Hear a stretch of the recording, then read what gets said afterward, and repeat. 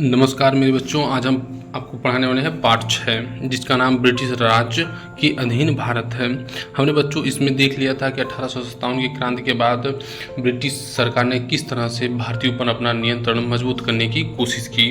उसने हर संभव कोशिश की कि भारत पर और अधिक अपना शिकंजा कसा जाए और भारतीयों को और अधिक नियंत्रण में किया जाए। हालांकि उन्होंने दोहरी नीति अपनाई।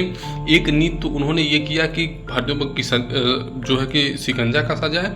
दूसरी नीति ये अपनाई कि कुछ भारतीयों को जो उनकी इच्छाएं हैं, जैसे कि भारतीयों को जो है कि छोटे छोटे पदों पर नियुक्त किया जाए।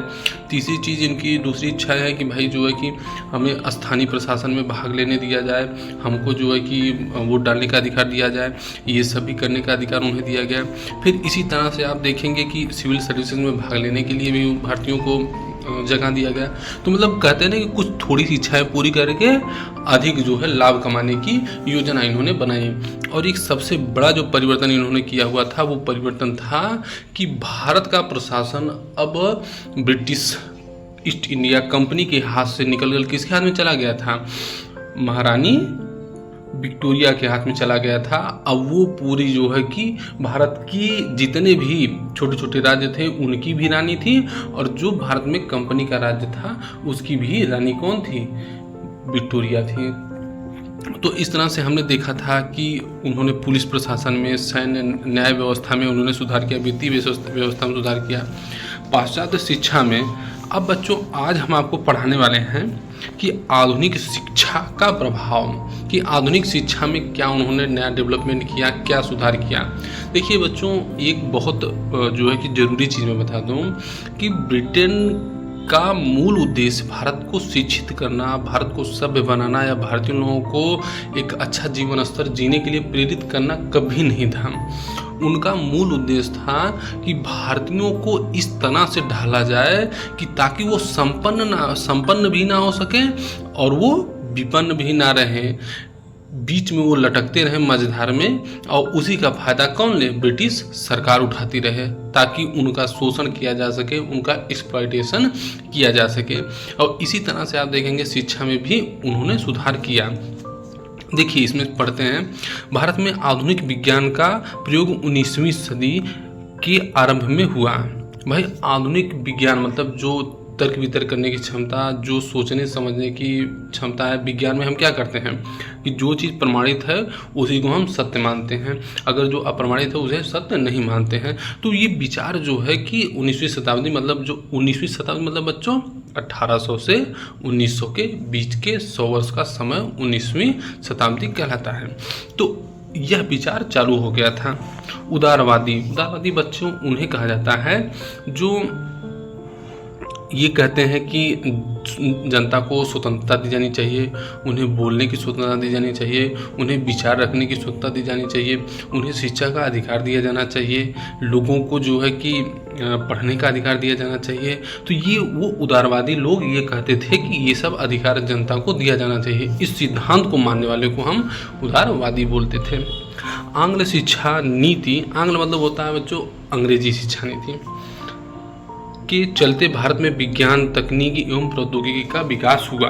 मतलब अंग्रेजी की शिक्षा के विकास के साथ साथ बच्चों क्या हुआ कि हमने यूरोप में जो विज्ञान बहुत अच्छा था और हम जो तकनीकी में जो प्रगति हो रही थी यूरोप में, और जो प्रौद्योगिकी में प्रगति हो रही थी, इन सब को क्या हुआ, अंग्रेजी में हमारे यहाँ पुस्तकें लिखी जाने लगी, पुस्तकें बटी जाने लगी। तो उससे क्या हुआ कि हमारे जो छात्र हैं या शोधकर्ता थे उन्होंने पढ़ना शुरू किया तो उनको भी नए नए तकनीकी के ज्ञान ये सब समझ में आने लग गए। नहीं तो भारत में पहले क्या वही रामायण, महाभारत और मनु संहिता यही सब पढ़ाया जाता था, वेदों का ज्ञान लोगों को होता था।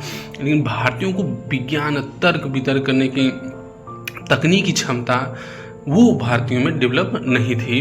तो अब इन्होंने जो है धीरे धीरे बढ़ाना शुरू किया जब अंग्रेजी भाषा में शिक्षा देना शुरू किए। इससे भारत वैज्ञानिक युग में प्रवेश कर सका। भारत धीरे धीरे क्या किया कि जो अंधविश्वास की, जो अंधेरे की कोठरी है उससे निकलकर अब तर्क वितर्क, विज्ञान की दुनिया में प्रवेश करने लगा। अब वो भी नया चीज़ जो है सोच विचार कर सकता था। उस क्षेत्र में भारत आगे बढ़ने लगा। विश्वविद्यालयों की स्थापना के साथ उनमें विज्ञान विभाग की स्थापना हुई। भाई विश्वविद्यालय जो थे उसमें बहुत सारे विषय पढ़ाए जाते थे, लेकिन अब उसमें विज्ञान के लिए अलग विभाग बनाया गया कि आप इसमें शोध करिए, आप इसमें जो है कि बच्चों को अध्ययन करवाइए ताकि लोग नए विचार और नए तकनीक को जन्म दे सकें। अधिकाधिक भारतीयों ने विज्ञान को अध्ययन के लिए चुना और विज्ञान के क्षेत्र में महत्वपूर्ण कार्य किए। भाई हर व्यक्ति की लालसा होती है कि नया जो कुछ होता है, हर की लालसा होती है, अरे ये क्या चीज़ है, अरे ये क्या चीज़ है। तो वो हर व्यक्ति देखने की लालसा रखता है कि हमको भी ये करना है, हमको भी ये करना है। तो भारतीय जो छात्र थे उन्होंने भी विज्ञान की तरफ ललायित हुए कि विज्ञान में क्या नया चीज़ है, क्या नया चीज़ है। तो उससे क्या हुआ कि उनके भी विवेक का जो है कि विस्तार हुआ और फिर विज्ञान के क्षेत्र में उन्होंने बहुत अच्छा काम किया। चिकित्सा विज्ञान के क्षेत्र में महेंद्र लाल सागर का नाम उल्लेखनीय है। उन्होंने 1876 ईस्वी में Indian association for the cultivation of science नामक संस्था की स्थापना की। 20वीं सदी के तीसरे दशक में इंडियन साइंस कांग्रेस की स्थापना की गई। इंडियन साइंस कांग्रेस का काम ही यही होता था कि वैज्ञानिक जो बहुत सारे देश के हैं वो एक साथ बैठे और अपने विचारों का आदान प्रदान करें कि भैया तू का खोजला, हम भैया जोनों की अथवा बनावे खातिर सूती वस्त्र बनावे खातिर ई तकनीक उपयोग करते हैं। तू कौन तकनीक उपयोग करते हैं? उन कहेंगे नहीं हम ई तकनीक उपयोग करते हैं। अच्छा, तो मतलब एक दूसरे से सीखे के भी बा और एक दूसरे के प्रेरित भी करे बा। तो यह नाते देखें कि जोनों की ऐसे काबिल विज्ञान कांग्रेस की स्थापना से भारतीय दूसरे वैज्ञानिकों से प्रेरित भइलन और उन्हीं के कुछ सिखाइबो भी कैलन। इसे देखा साइंस कांग्रेस के अधिवेशन में देश के विभिन्न भागों के वैज्ञानिक भाग लेते थे और एक दूसरे से अपने विचारों व कार्यों का आदान प्रदान करते थे कि ताकि भैया हम देख हमारे के यहाँ ऐसे काम होता, तोरे के यहाँ ऐसे काम होता, तो मन तुलना हो भैया तोरे में लागत कम लगत है, तुम्हार तकनीकी बहुत अच्छी है, तो चल अरे हमहूँ ऐसा लगावत ला। दूसरा व्यक्ति देख ले कि अरे हाँ यार अगर तकनीक बढ़िया हो, समय कम लगत हो और पैसा जो नो अच्छा बनत हो, तो वो कही कह रहे नहीं हमहूँ ये तकनीक कम लाए। तो इसे कहा विज्ञान में दिए हो कि कितना सुविधा, कितना जो नो कि तू बढ़िया प्रोडक्ट अपन दे सका और कितना जो नो सुविधा तू समाज के दे सका। यही तो विज्ञान प्रौद्योगिकी, यही तो देश है हम। फिर देखा प्रफुल्ल चंद्र राय, जगदीश चंद्र बसु, मेघनाथ शाह और बीरबल सहनी जैसे कई वैज्ञानिकों ने ख्याति अर्जित की।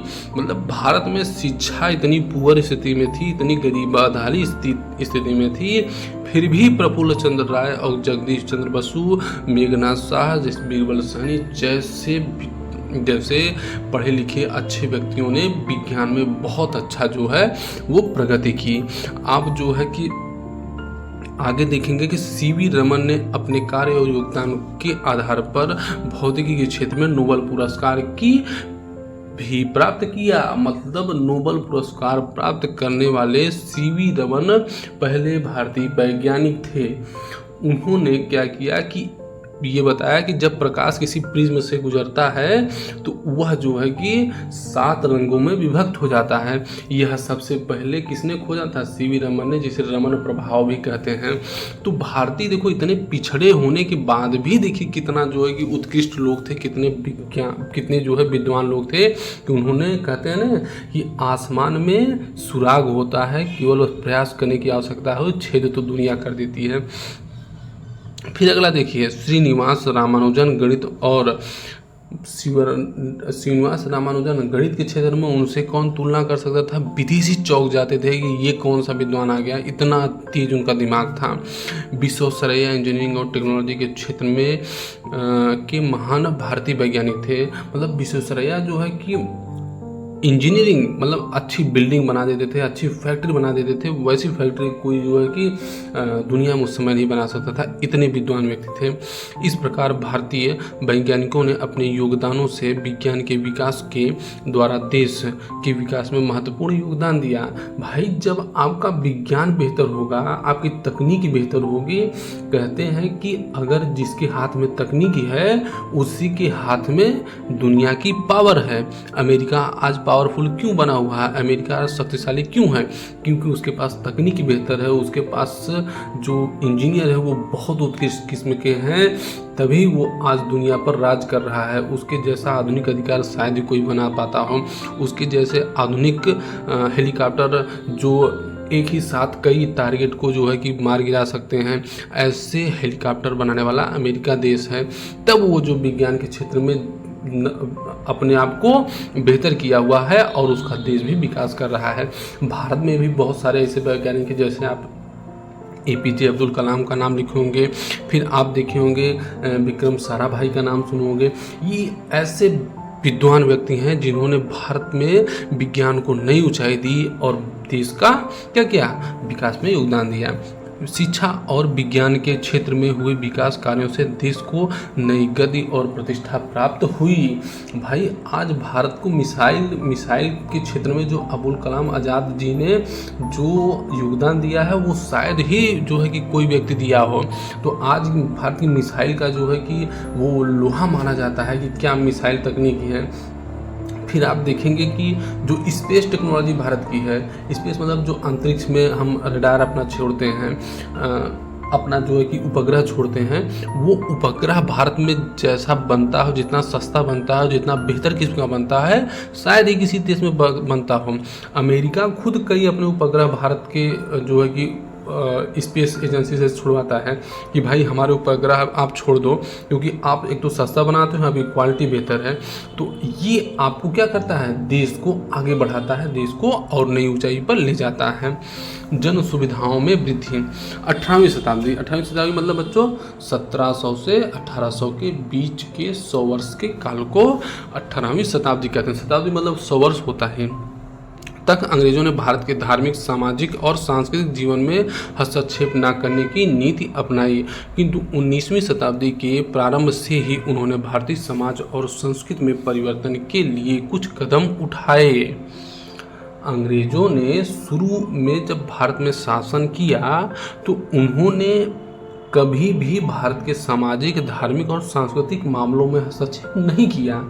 उन्होंने कहा भाई तुम जैसा जीना चाहते हो, तुम जैसा जीवन अपना जी रहे हो, उससे हमारा कोई मतलब नहीं है।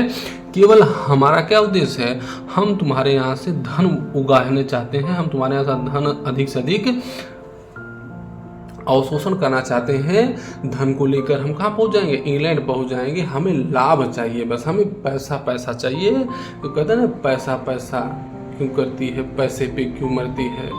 तो वो कहता है कि पैसा इसलिए ज़रूरी है कि भैया पैसा नहीं रहेगा तो पैसा ही पावर है। तो अंग्रेज यही कह रहे थे कि भाई पैसा हमको चाहिए, तुम्हारा समाज कैसा है, तुम्हारा धर्म कैसा है, तुम्हारी संस्कृति कैसे, इससे हमसे कोई मतलब नहीं है। लेकिन जब 19वीं शताब्दी एक दशक बीत गया, ये एक दशक करें 100 साल जब बीत गया, तो अंग्रेजों को लगने लगा कि भारत के समाज में, धर्म में और संस्कृति में परिवर्तन किया जाना चाहिए।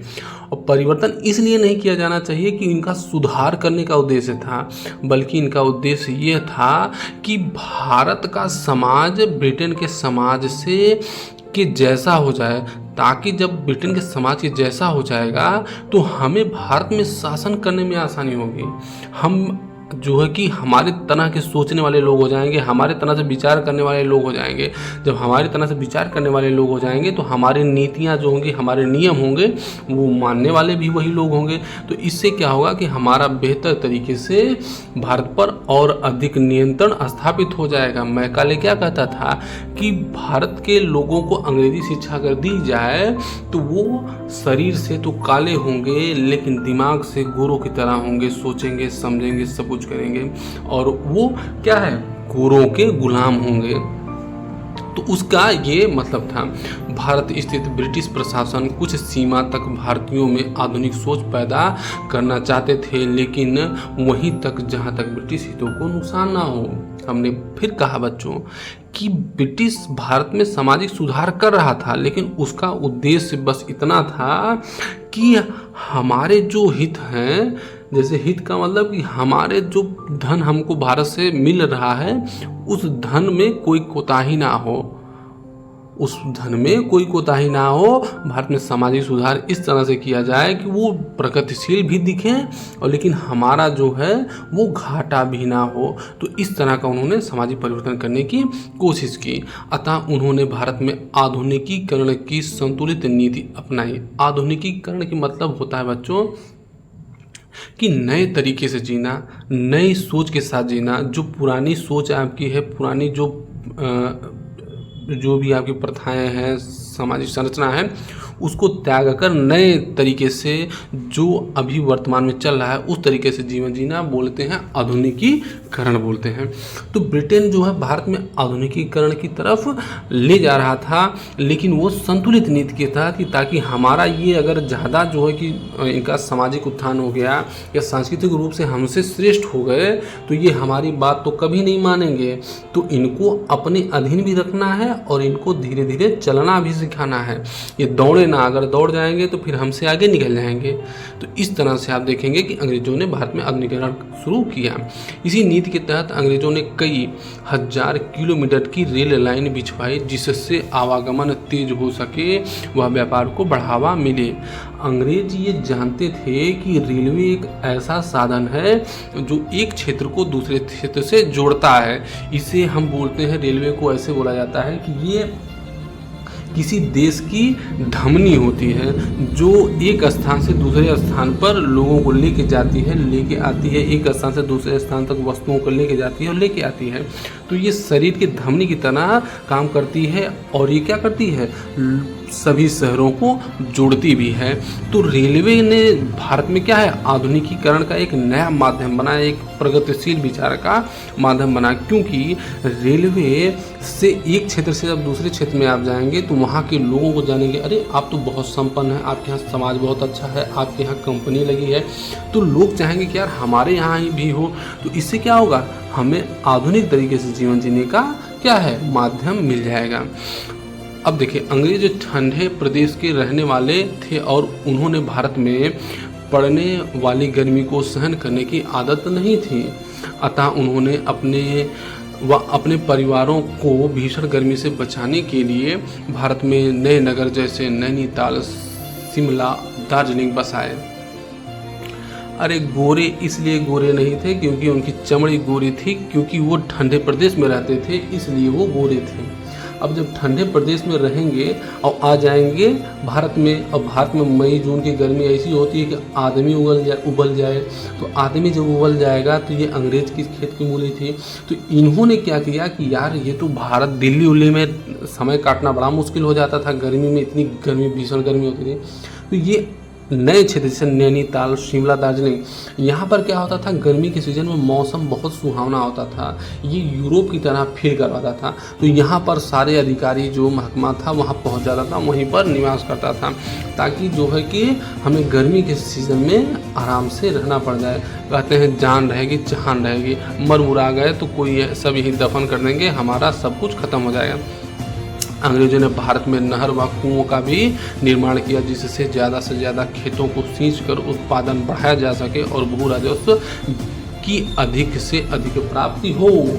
अंग्रेज चालाक थे, शातिर थे। उन्होंने कहा कि ऐसा है कि नहर का पहले विकास करवाओ, फिर इसके बाद कुओं को खुदवाओ, ताकि जब सिंचाई की अच्छी व्यवस्था रहेगी तो खेती में उत्पादन अच्छा होगा, और खेती में जो उत्पादन अधिक होगा तो हम किसानों से अधिक लगान लेंगे, और अधिक से अधिक लगान लेंगे तो हमें क्या होगा, अधिक राजस्व प्राप्त होगा, और लगान जब हमें अधिक प्राप्त होगा तो हमारा लाभ भी क्या होगा, अधिक होगा। तो अंग्रेज तो चालाक थे, वो लाभ बहुत प्राप्त कर रहे थे। इस समय यूरोप में नए चिंतन का उदय हो रहा था। इस चिंतन की अवधारणा थी विवेकशील वैज्ञानिक दृष्टिकोण। यूरोप में नए विचार आ रहे थे। नए विचार मतलब स्वतंत्रता का विचार, कि लोगों को बोलने की आज़ादी होनी चाहिए, लोगों को विचार करने की आज़ादी होनी चाहिए, लोगों को कहीं भी जाकर रहने की आज़ादी होनी चाहिए। तो लोगों ने क्या हुआ, हमारे जो चिंतक थे, हमारे जो बुद्धिजीवी वर्ग, पढ़े लिखे वर्ग थे, इन्होंने यूरोप के लोगों को जब पढ़ना शुरू किया, यूरोप के दार्शनिकों को पढ़ना शुरू किया, उन्हें कहा कि यार हमारे यहाँ तो सब गुलाम है निवास करते हैं, हमने तो ये स्वतंत्रता की बात कभी नहीं सोची। हमारे यहाँ तो जाति व्यवस्था, धर्म, इतना असमानता है कि ऊंच नीच की इतनी खाई है कि लोग समानता के बारे में तो सोचते ही नहीं। तो ये चिंतन जब लोगों ने पढ़ा, जो हमारे बुद्धिजीवी वर्ग था, जो हमारा पढ़ा लिखा वर्ग था, तो वो जब पढ़ के आया तो उसको लगा कि यार भारतीय समाज में भी ऐसा होना चाहिए। भारतीय समाज भी ऐसा होगा तो क्या होगा, प्रगतिशील विचार होगा, और प्रगतिशील होगा तो इससे देश का विकास होगा और भारत आगे बढ़ जाएगा ब्रिटेन से। जिसका अर्थ था कि केवल वही बात सही मानी जाएगी जो मानव तर्क के अनुकूल हो और व्यवहार में जिसका परीक्षण किया जा सके। मतलब उन्होंने ये बात बताई, जनता में जाके बताया कि जो बात सही है वही बात सही मानो। ये नहीं कि अगर किसी ने बता दिया कि यहाँ भूत है तो आप मान लो कि हाँ यहाँ भूत है, ऐसा नहीं। अगर तुम आंख से देखो तब मानो कि यहाँ भूत है। जैसे लोग गाँव में डराते हैं ना कि भैया यहाँ मत जाना, यहाँ भूत है, और भूत है पकड़ लेगा तो तुमको जो है मार मुड़ देगा। ये खेत, और पता है दूसरा व्यक्ति जो जानता है, जो आपको डराया रहेगा, वही उस खेत को जोत लेगा। अब भैया आप बस आपके दिमाग में भ्रम है कि भूत है और दूसरा अपना खेती करके मौज ले रहा है। तो इसी तरह से जो भारतीय विचारक थे, बुद्धिजीवी थे, उन्होंने लोगों को समझाया, अरे मूर्ख ऐसा कुछ नहीं, भूत भात है। ये लोगों को केवल क्या है, गुमराह कर रहे हैं, डरा रहे हैं। तो आप लोग वही बात मानिए जो आपने प्रत्यक्ष रूप से देखा है, जो तर्क पे अनुकूल हो, नहीं तो मत मानिए। इसी क्रम में कुछ अंग्रेजों ने भारतीयों के रीति रिवाज को असभ्यता का प्रतीक माना तथा भारतीय सभ्यता को गतिहीन कहकर उसकी निंदा की। भाई बहुत सारे अंग्रेज ये कहते थे कि आपकी जो संस्कृति है बड़ी पिछड़ी है, क्योंकि आप में ऊंच नीच की भावना है, आप में जो है कि जातियों के मध्य विभाजन है, आप में जो है कि देखो विवाह के लिए इतना जो है कि विवाह में प्रपंच होता है, इतना जो है कि शिशुओं की हत्या हो रही है। ये सब क्या है, सती प्रथा जैसी गलत प्रथाएं हैं, विधवाओं का स्थिति बहुत दयनीय है। तो वो भारतीय समाज को गाली देते थे, बहुत जो है कि बुरा भला कहते थे कि तुम्हारा समाज पिछड़ा हुआ है, गरीब है, तुम्हारा समाज जो है असभ्य है, इसलिए जो है कि तुम्हारे समाज में सुधार की ज़रूरत है। जब वो आलोचना करते, अच्छा आलोचना इसलिए भी करते थे कि भारतीय समाज पिछड़ा था, ये तो एक बात है। दूसरी चीज़, आलोचना इसलिए भी करते थे कि ताकि हम अपने समाज को भारतीय समाज से श्रेष्ठ बता सकें। भाई जैसे हम किसी की आलोचना या तो इसलिए करते हैं कि ताकि वो आलोचना करके अपने में सुधार कर ले, या तो हम आलोचना इसलिए करते हैं कि हम अपने आप को दिखाते हैं कि भैया हम तुमसे बहुत श्रेष्ठ हैं, हम तो से बहुत जानकार है, हम तो से बहुत बुद्धिमान है, तब या तो आलोचना करते हैं। आलोचना का दो ही कारण होता है। तो अंग्रेज इसलिए आलोचना कर रहे थे कि ताकि वो अपने आप को सभ्य बता सकें या श्रेष्ठ बता सकें। उस समय भारतीय समाज में तमाम कुरीतियाँ आ गई थी, बहुत सारी कुरीतियाँ। भाई सती प्रथा थी, फिर जो है कि जौहर प्रथा थी, फिर इसके बाद जानते हैं आप शिशुओं की हत्या कर दी जाती थी, कम ही उम्र में बाल विवाह बहुत जल्दी हो जाता था। ये बहुत सारी कुरीतियाँ थी। फिर कर्मकांड, मतलब यज्ञ, मूर्ति पूजा और जो है कि तीर्थ यात्रा, ये सब भी हमारे समाज में बहुत अंदर तक धंसा हुआ था। ये सब कुरीतियाँ थीं जिससे भारतीय चिंतकों ने सुधार करने का प्रयत्न किया। इस कार्य में कुछ ब्रिटिश शासकों ने भी सहयोग दिया।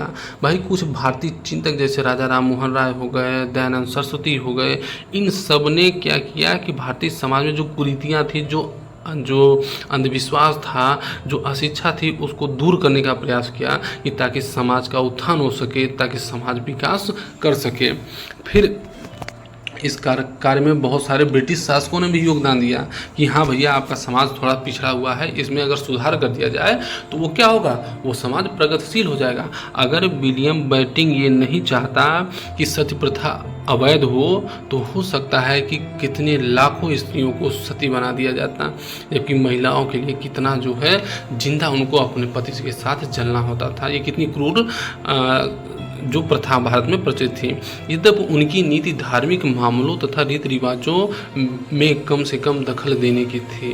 अंग्रेज कह रहे थे कि हम हिंदू धर्म के या मुस्लिम धर्म के जो रीति रिवाज है या धार्मिक मान्यताएं हैं उनमें हम बहुत हस्तक्षेप नहीं करेंगे, लेकिन जब आप अगर मांग करेंगे कि भैया हाँ ये संशोधन कर दो, ये लागू कर दो, तो हम हो सकता है कि उस पर विचार कर लें। अंग्रेजों द्वारा अपने हित में किया गया भारत में आधुनिकीकरण अप्रत्यक्ष रूप से भारत के लिए लाभप्रद सिद्ध हुआ।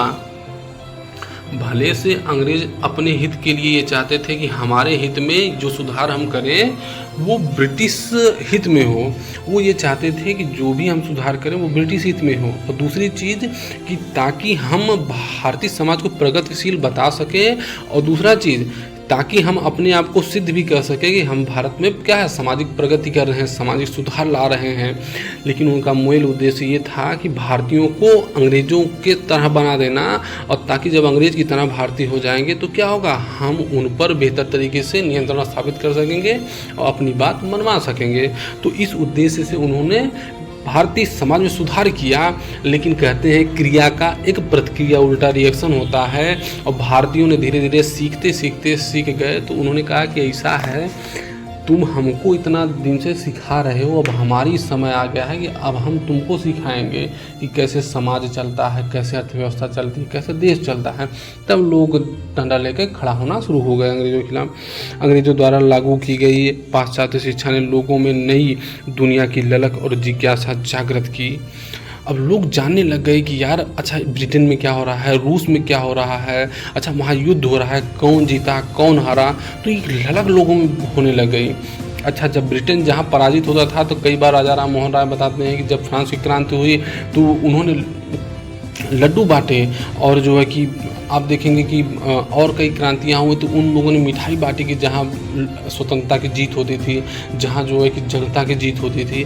तो मतलब लोग क्या हो गए कि जानने लग गए, समझने लग गए चीज़ों को कि हाँ जो है कि ऐसा भी हो रहा है। तो वो चाहते थे कि हमारे भी देश में ऐसा हो और ऐसा हो, और अंग्रेज़ों को एक दिन हम क्या करें, भारत से मार के बाहर कर दें। फिर लोगों में जिज्ञासा होने लगी कि हम समाज में सुधार कैसे कर सकें, हम अर्थव्यवस्था को कैसे बेहतर कर सकते हैं, हम कृषि को कैसे बेहतर कर सकते हैं। ये सब विचार भारतीयों के मन में आने लगे, और यही विचार जब आने लग जाएंगे तो आपका समाज प्रगतिशील होना शुरू हो जाएगा। पढ़े लिखे भारतीय समाज की बुराइयों का विरोध करने के लिए एकजुट होने लगे। भाई सती प्रथा का कोई विरोध कर रहा है, राजा राम मोहन राय विरोध किए। विधवा विवाह का जो है कि समर्थन ईश्वरचंद सागर ने किया। इसके बाद जो है कि नरबली प्रथा का विरोध लोगों ने किया। इसके बाद बाल शिशु हत्या का विरोध किया गया। फिर इसके बाद जो है कि उसका बाल विवाह का विरोध किया गया। तो इन विरोधों से समाज में धीरे धीरे जागरूकता आने लगी, समाज जो है हमारा आगे बढ़ना शुरू किया। नई सोच और विकसित विज्ञान ने समाज में फैली कई अंधविश्वासों व कुरीतियों को तोड़ दिया। भाई जब विज्ञान होगा, लोग पढ़े लिखे होंगे, तो जो कुरीतियाँ हैं, जैसे हम लोग क्या कहते हैं, शुरू से हम लोग मानते थे कि स्त्रियां जो हैं घर का काम करने वाली हैं। लेकिन जब धीरे धीरे शिक्षा बढ़ने लगी, जब शिक्षित होने लगे, तो लोग अब लड़कियों को अपने घर से बाहर निकालते हैं कि नहीं पढ़ो पढ़ो, क्योंकि पढ़ाई करोगी तुम्हारा जीवन अच्छा होगा, तुम्हारे बच्चे का जीवन अच्छा होगा, तुम्हारा भविष्य बेहतर होगा। नहीं तो पहले लोग यही कहते थे कि नहीं नहीं नहीं, ये इनका काम क्या है, केवल घर का काम करना है, बच्चे पालना है, इसके अलावा दूसरा काम नहीं है। तो ये क्या हुआ, सुधार हुआ। रेलगाड़ियों ने आवागमन को न केवल सरल व सुरक्षित बनाया, अपितु यह छूआछूत व जाति प्रथा को समाप्त करने में भी सहायक सिद्ध हुई। कैसे सहायक सिद्ध हुई? भाई एक के रेलगाड़ी में बाभनों बैठल हैं, एक के रेलगाड़ी में ठाकुरों जी बैठल हैं, एक के रेलगाड़ी में हरिजन भी बैठल बा। तो अब वो कह ना सकता कि नहीं भाग जो काहे से कि तुहों की यात्रा करे खो, वह की यात्रा करे खो, ओहो टिकट लिए हो, तुहों टिकट लिया है। तो ऐसे का भाई जो छुआछूत के बात रहा है, जो गांव में हो कि भैया हरिजन हैं दूर से रहें, अगर आवत हैं तो मटकी जो पीटत आवें कि ताकि जो कि लोग दूर हट आए। तो वो जो छुआछूत के बात रहा है, जो जातिवाद की बात रहा है, वो का भाई दूर होना शुरू हो गया, वो धीरे धीरे समाप्त होना शुरू हो गया। अब आज देखिए भारत कितना प्रगतिशील हो गया है। 1835 ईस्वी में अंग्रेजी भारतीय प्रशासन की सरकारी भाषा बनी। सरकारी भाषा का मतलब बच्चों ये होला कि जैसे कोनो जिलाधिकारी बा, वो अगर कोनो पत्र सरकार के भेजत हो, केंद्र सरकार के, तो अंग्रेजी में लिख के भेजी। अंग्रेजी अगर सरकार जिलाधिकारी भेजत हो तो वो पत्र अंग्रेजी में भाषा में टाइप करके भेजी। उमन जो है हिंदी के प्रयोग ना करिए, जैसे IAS में आप देखें कि हिंदी के प्रयोग अधिक होला। फिर शिक्षा के प्रसार हेतु 1904 ईस्वी में भारतीय विश्वविद्यालय अधिनियम पारित हुआ कि शिक्षा में विकास किया जाए, शिक्षा में और प्रगति हो, इसे विश्वविद्यालय अधिनियम पारित किया गया। आज भी कई जगह मोहल्ले कुछ अंग्रेज प्रशासकों के नाम पर हैं, जैसे रॉबर्टगंज, एलनगंज और जॉर्ज टाउन। कई जो है कि आप देखेंगे कि ये क्षेत्र जो है वो अंग्रेजों के नाम पर रखे गए हैं। तो बच्चों आज इतना ही। नमस्कार, जय हिंद।